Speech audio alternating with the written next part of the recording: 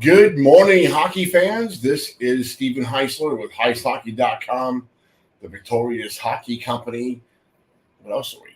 The world famous junior hockey discussion group on Facebook. You are watching the Junior Hockey Morning Show. We are on the World Sports Broadcasting Network, WSBN.TV, Facebook, Twitter, YouTube. Today is Monday, August 28th, 2023. Boy, it's been a rough weekend. Time for coffee. You guys should settle down, settle in. Today's going to be a good show. Tommy, What do you think? I think it's Monday morning. It's entirely too early for all these shenanigans.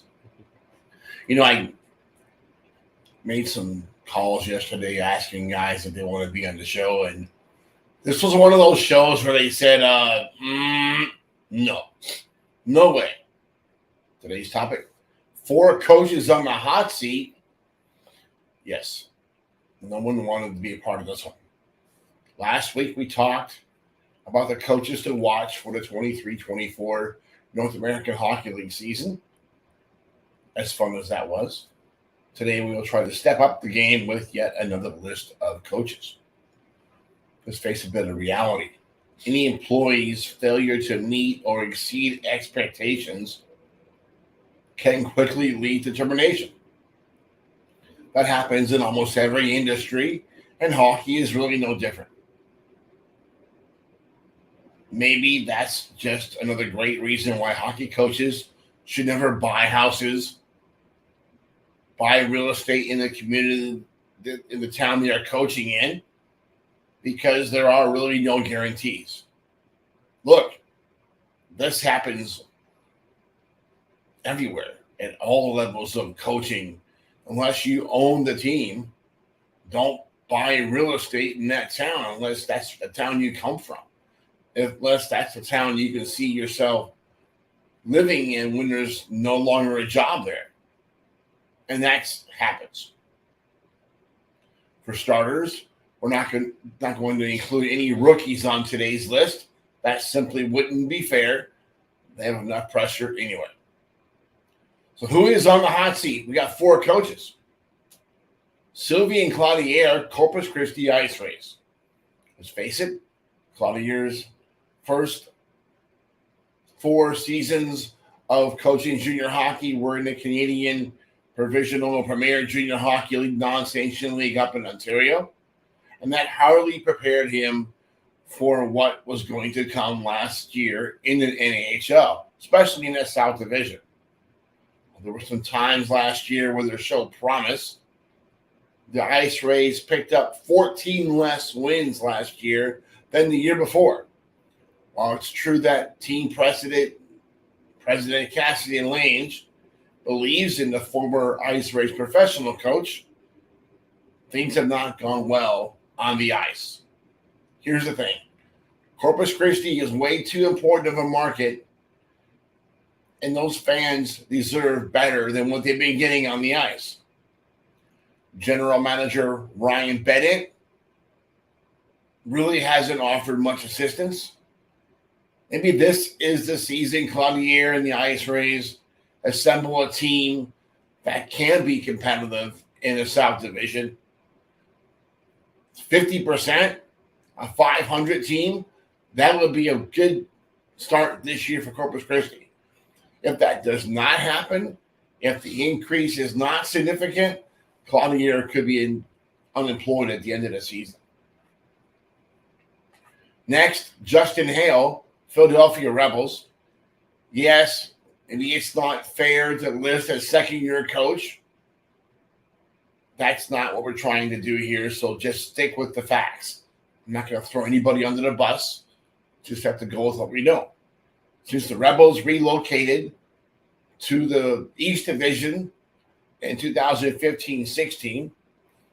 Last season was the only time that the team did not produce a playoff participant.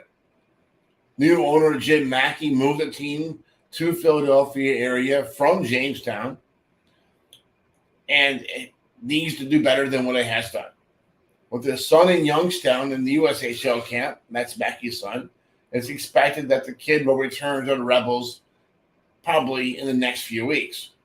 Combine that with the knowledge that several local players have signed with the club, and it's clear Hale may have to overcome additional hurdles to be successful this year.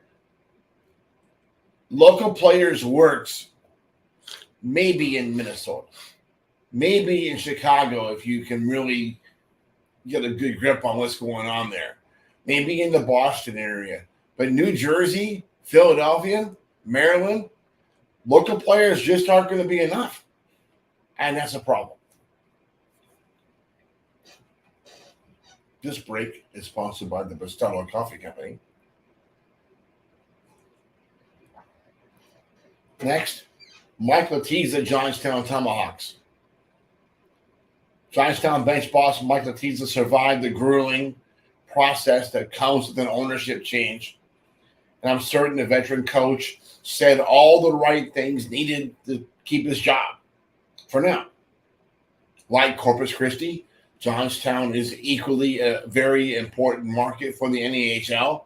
Really, the NAHL built an entire division around Johnstown.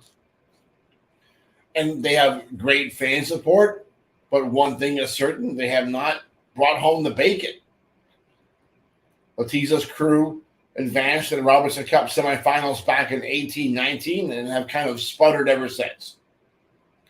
But now that he's out from under the elephant that is S-Mark, doesn't have to bring all those kids all the time. Let's see if he can do something better. Let's see if he can get the type of player needed to bring a championship level program back to Johnstown. If not, who knows? This won't be popular. I like this coach. I like all these guys. I don't really know Claudia too well. Lane Sadevi, Bismarck Bobcats. The 2023-24 season will be the 13th with Bismarck local Lane Sadevi serving as the head coach of the Bobcats. Give him credit, in that span, more than 100 players have gone on to Division I, and 9 of those seasons have been resulted in a playoff appearance. So what's missing? What can owner Tom Briggle really want that Lane Sadevi has not delivered?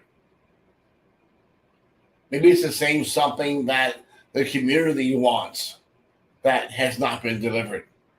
That is a Robertson Cup. 13 years, a lot of trips to the dance, but never been crowned. It's time. This could be the year for the Bobcats to make a move and do something. What do you think? This week, more preseason action within the North American Hockey League. Things are starting to heat up in Canada. I think we're going to be in for a great hockey season. And who knows? Hopefully there's no sudden outbreaks of malaria or whatever else they're going to throw at us. But until tomorrow, hope that you enjoy your morning coffee